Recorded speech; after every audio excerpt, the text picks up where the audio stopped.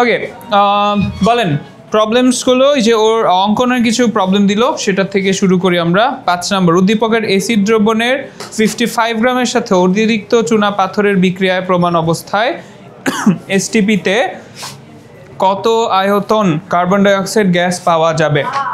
Number 5 এর কোয়েশ্চেনটা হচ্ছে এরকম যে এখানে আমাদের কাছে একটা সলিউশন দেওয়া আছে, একটা HCl সলিউশন, এবং এইখানে বলা হয়েছে 25% W/W সলিউশন, যেটার আপেক্ষিক গুরুত্ব বা স্পেসিফিক গ্র্যাভিটি হচ্ছে 1.15।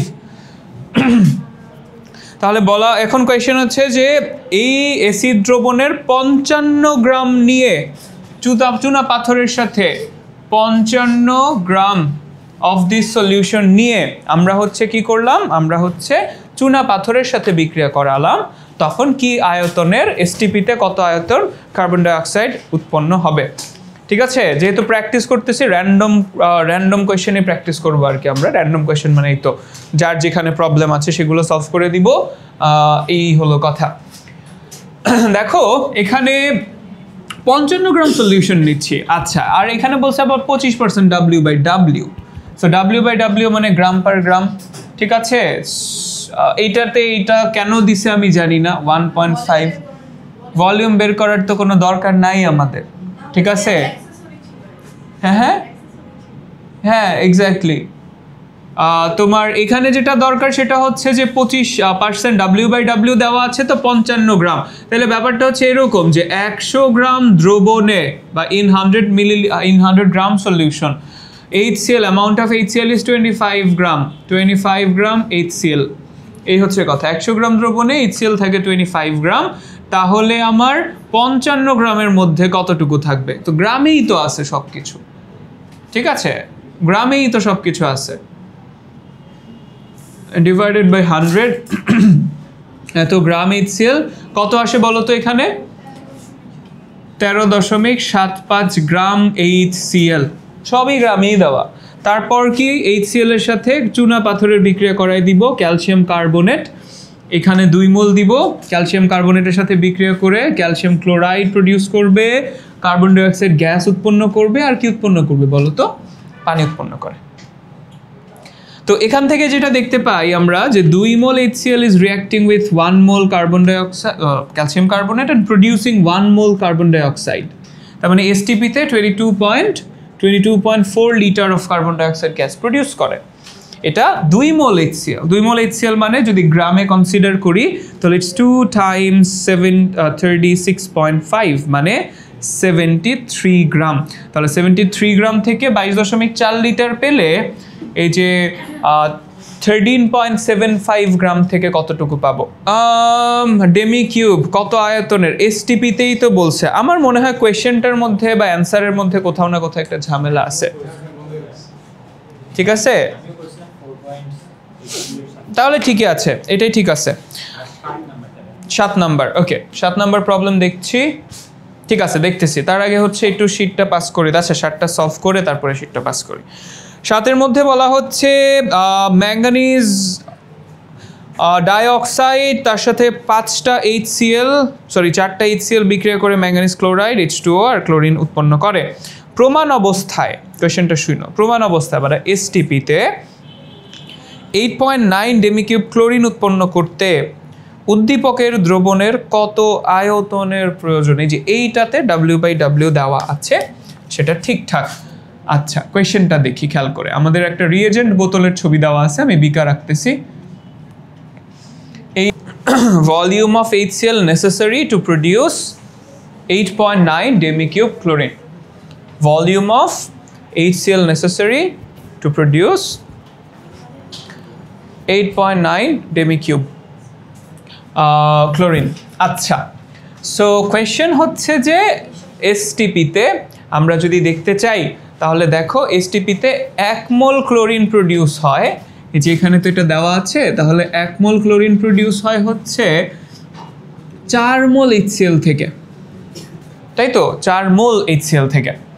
আচ্ছা, তাহলে 1 মোল ক্লোরিনের ভলিউম হচ্ছে 22.4 লিটার ইন এসটিপিতে। তাহলে নর্মালৈকিক নিয়ম করে ফেলি যে 22.4 লিটার অ্যান্ড ডেমি কিউব কিন্তু সেম জিনিস। তাহলে এত ডেমি কিউব ক্লোরিন উৎপন্ন হতে HCl লাগে 4 মোল। 4 মোল মানে 4 × 36.5 গ্রাম। ঠিক আছে, তাহলে 8.9 ডেমি কিউব ক্লোরিন উৎপন্ন হতে কতটুকু সময় লাগবে? 36.5 8.9 নিচে হচ্ছে কত? 22.4। সরি, HCl লাগবে কতটুকু? দেশ 8। আচ্ছা, 58 গ্রাম HCl প্রয়োজন। এখন কথা হইতেছে যে এইটা তো দেওয়া আছে গ্রামে এবং আমার W/W কি আছে? W/W তে দেওয়া আছে, আবার আপেক্ষিক গুরুত্ব দেওয়া আছে। তাহলে আমার দ্রবণ প্রয়োজন বা HCl দ্রবণের প্রয়োজন এটা কত? এটা হচ্ছে এই যে এইটা 58 ডিভাইডেড বাই 0.35, এত গ্রাম দ্রবণ দরকার। দ্রবণ যারা বুঝি নাই তাদের জন্য হচ্ছে এই যে ব্লু কালার দিয়ে গ্রিন কালার দিয়ে ব্রেকডাউন করে দেই। এই লাইনটার মানে হচ্ছে এইটা যে 100 গ্রাম HCl দ্রবণে, মাই ব্যাড, ঠিক আছে, 35 গ্রাম HCl থাকে। 35 গ্রাম HCl থাকে ইন 100 গ্রাম সলিউশন, 100 গ্রাম দ্রবণ বা সলিউশন। ইংলিশে লিখবো mass of HCl, 35 gram HCl is in 100 gram solution. 100 গ্রাম দ্রবণ নিলে সেটার মধ্যে 35 গ্রাম হচ্ছে HCl, বাকি যেই 65 গ্রাম আছে সেটা কি? পানি। ঠিক আছে, সেটা পানি, মানে ইফেক্টিভ ম্যাস হচ্ছে 35 গ্রাম। 100 গ্রাম নিলে তার মধ্যে HCl থাকবে শুধু 35 গ্রাম। তাহলে আমার তো দরকার ইফেক্টিভ ম্যাস দরকার 58 গ্রাম। তাহলে 58 গ্রাম HCl কতটুকু সলিউশন বা দ্রবণের মধ্যে থাকবে সেটা ক্যালকুলেট করতে চাই। দ্যাট ইজ 100 58 ভাইয়া বলো।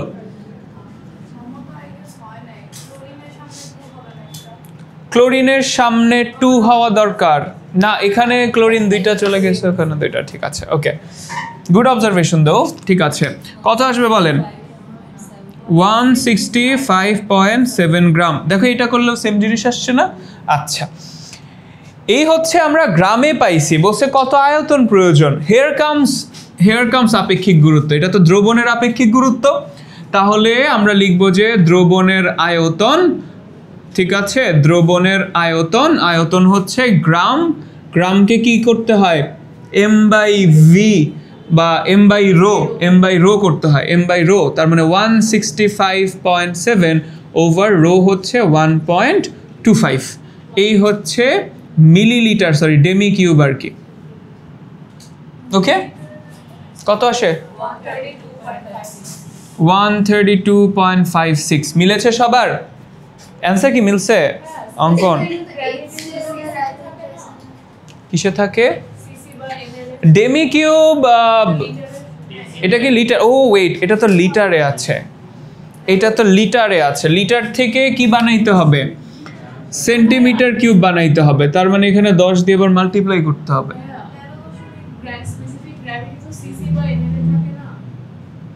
হ্যাঁ,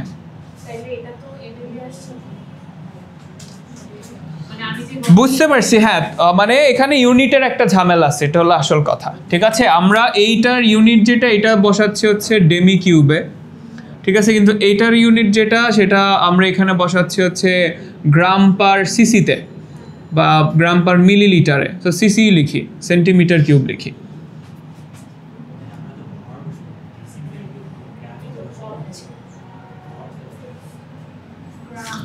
ও আচ্ছা, ওয়েট, সরি।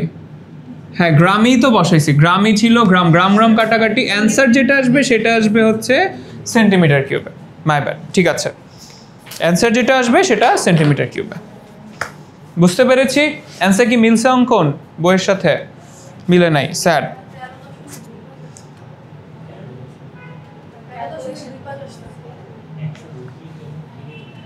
না না, এটাই আসার কথা। 58কে 0.35 দিয়ে ভাগ দিলে তো the answer should be bigger.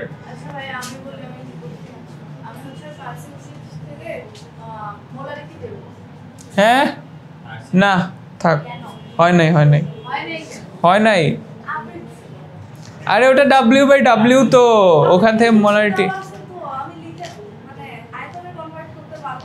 আচ্ছা হ্যাঁ পারবা। নীলা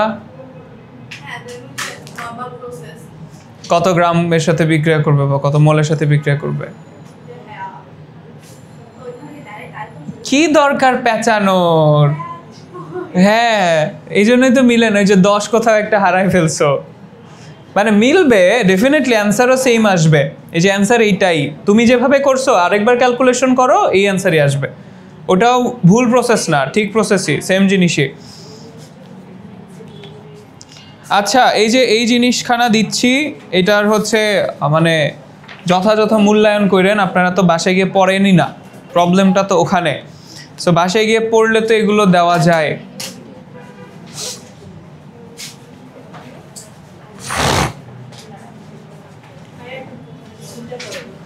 দুইটা প্রবলেম, হ্যাঁ দেখছি। আগে শীটটা সবার কাছে পৌঁছে যাক। তো ভর, তুল্য মোল, তুল্য সংখ্যা দিয়ে ভাগ করে দিলেই, যেটাকেই তুল্য সংখ্যা দিয়ে ভাগ দিবা সেটাই তুল্য মোল। পেয়েছেন সবাই? এক্সট্রা আছে বলো।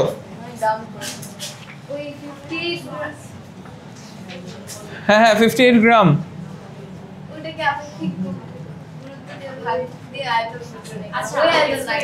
না ওইটা হচ্ছে এইটা তো পিওর HCl এর পরিমাণ, এটা কিন্তু দ্রবণের পরিমাণ না। আর এটা দ্রবণের আপেক্ষিক গুরুত্ব, HCl এর না।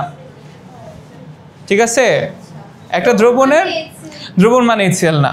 HCl হচ্ছে সামথিং, ধরো তুমি চিন্তা করে নাও যে HCl হচ্ছে, ধরো কল্পনা করো আর কি, যে HCl হচ্ছে তেলের মতো দেখতে একটা জিনিস।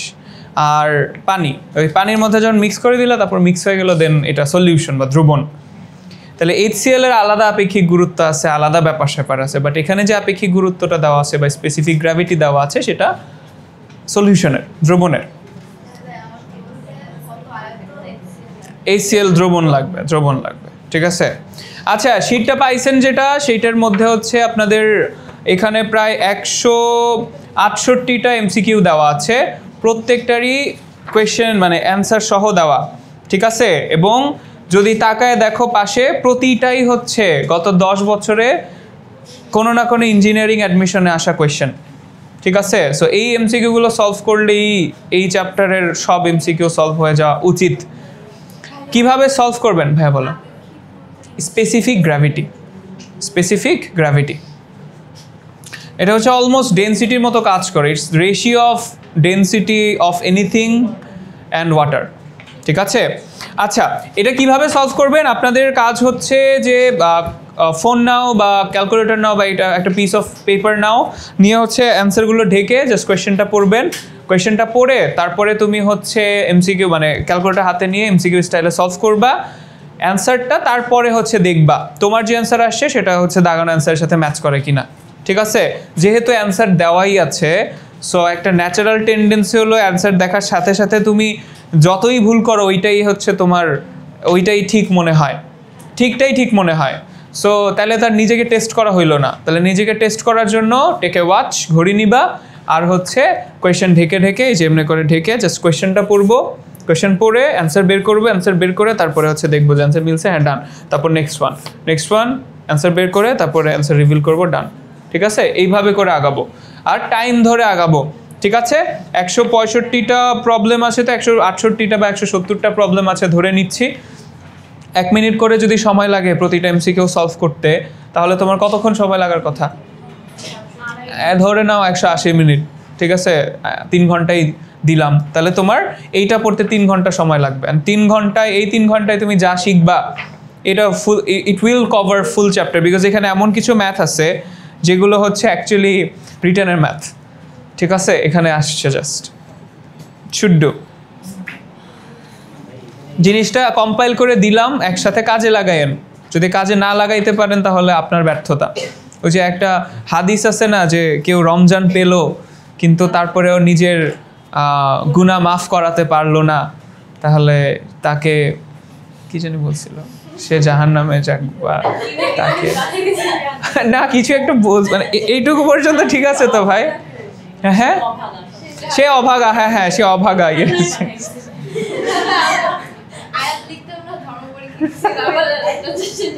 না না না আল্লাহ মাফ করুক, বাট কথা হচ্ছে যে এরকমই তো ছিল তাই না? সো এক্স্যাক্টলি এরকম কন্টেন্ট পেয়েও যদি তোমরা হচ্ছে এই চ্যাপ্টারের ভালো করতে না পারো তাহলে তোমরা অভাগা আসলে। দেন কার জন্য প্রবলেম আছে দেখাও। টটোমারিক অবস্থা ওইটা অন্য সময় আলোচনা করতেছি, ঠিক আছে? Not related to that, but কাহিনী খুব সিম্পল। ওকে, বলে দিব না ওরকমই। আচ্ছা দেখো আমার কাছে 5 গ্রাম তুতে দেওয়া আছে, তুতে বা ব্লু ভিট্রিয়ল, ইংলিশে লিখো ব্লু ভিট্রিয়ল। আর এটা একটা 100 মিলিলিটারের সলিউশনের মধ্যে করা হয়েছে এ পাত্রে, আর বি পাত্রে আমাদের কাছে অন্য কিছু একটা রাখা আছে হয়তো বা, আমরা দেখব যে কি রাখা আছে। সো বি পাত্রে 0.2 molar sodium thiosulphate Na2S2O3 sodium thiosulphate দ্রবণে 50 মিলিলিটার সলিউশন। এই যে এটা কোয়েশ্চেন হচ্ছে যে এ পাত্রের দ্রবণের অর্ধেক আয়তন সম্পূর্ণ বি পাত্রের সাথে বিক্রিয়া করলে তুতে নমুনাটির বিশুদ্ধ কিনা গাণিতিকভাবে বিশ্লেষণ করো। অ্যান্সার তো 100%ই দেওয়া। তোমার কি 100% আসছে? ও আচ্ছা, অ্যান্সার 100% কেন যেন দেওয়া। ঠিক আছে, বিশুদ্ধতার পরিমাণ নির্ণয় করতে হবে।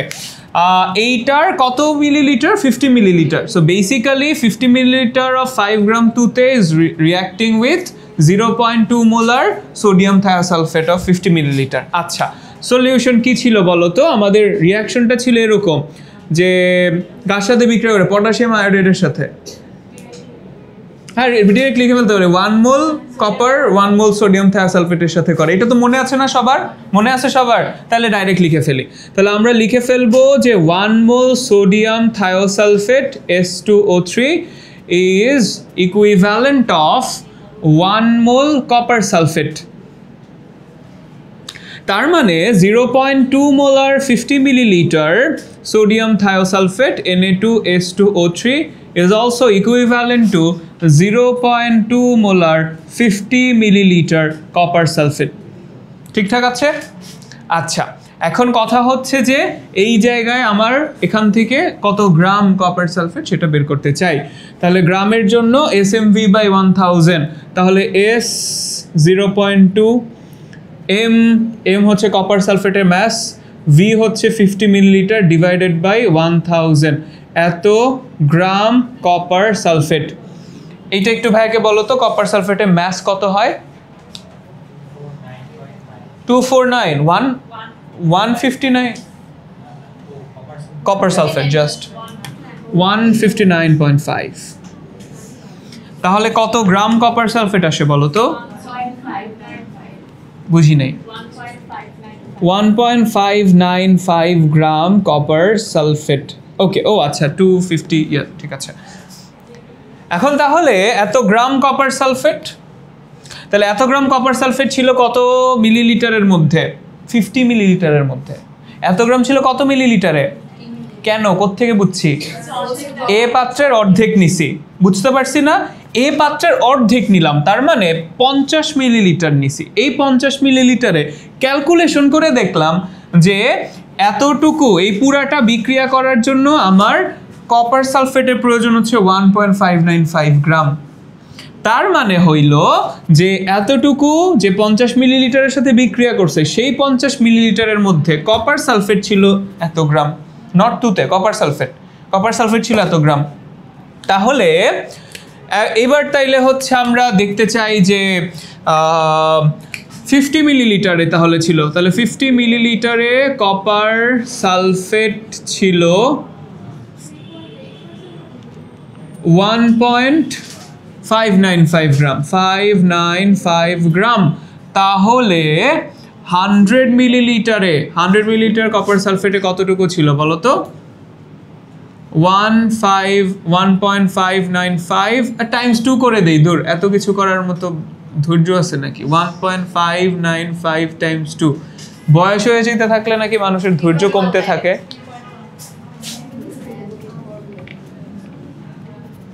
3.19, ওকে। 3.19 গ্রাম কপার সালফেট। আচ্ছা, আমরা কি তুতের ভরে কনভার্ট করে দেখতে চাই নাকি যে না এটা থেকে পার্সেন্টেজ লিখে দাও, এত পার্সেন্ট কপার সালফেটের পিউরিটি এত পার্সেন্ট, ডান। কত 63.8%, ডান। 100% দেওয়া কোন সেন্সে? ওই যে এটা হতে পারে যে ক্যালকুলেশন করছে, হ্যাঁ তা তো অবশ্যই অ্যান্সার তো ভুল থাকতেই পারে, কিন্তু না এটা তো তুতের ভর আর এটা কপার সালফেটের ভর, দুটো ডিফারেন্ট জিনিস। আরে কি কি অবস্থা, এটা বুঝতে পারতেছে না কেন? আচ্ছা দেখো, আচ্ছা আমাকে একটু বলো তো দেখি, কপার সালফেট এটা তো কত, এটা হচ্ছে 159.5 তাই না? আর এখানে কপার সালফেট ইন্টু 5H2O মানে হচ্ছে তুতে 5H2, এটা কত আসে? 249.5। তাইলে এত এর মধ্যে এত গ্রাম কপার সালফেট থাকে এত গ্রাম তুতেতে, 3.19 থাকে কত গ্রামে দেখো তো? ঐকিক নিয়ম বাংলা স্টাইলে যাও।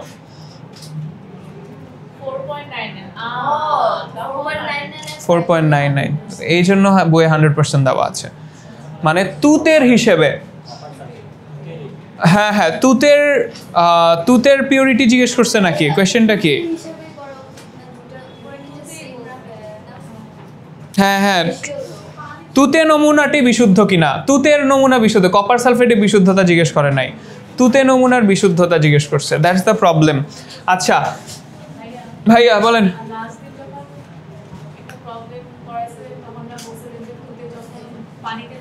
এই যে আমি লাস্ট লাইনটা কি বলছি বলো? লাস্ট লাইনটা বলছি কপার সালফেটের বিশুদ্ধতা চাইলে তো কপার সালফেটেরটা করি, এখানে তুতের বিশুদ্ধতা চাইছে, ঠিক আছে, তুতের বিশুদ্ধতা।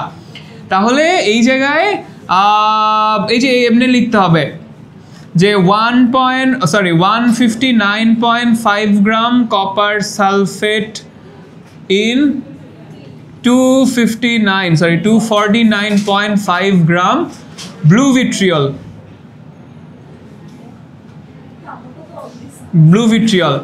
তাহলে 3.19 গ্রাম কপার সালফেট থাকবে হচ্ছে কত আসে যেন 4.99 গ্রাম ব্লু ভিট্রিয়লের মধ্যে। তাহলে পিউরিটি কত? পিউরিটি হচ্ছে 100%। ওয়াও, সেরা।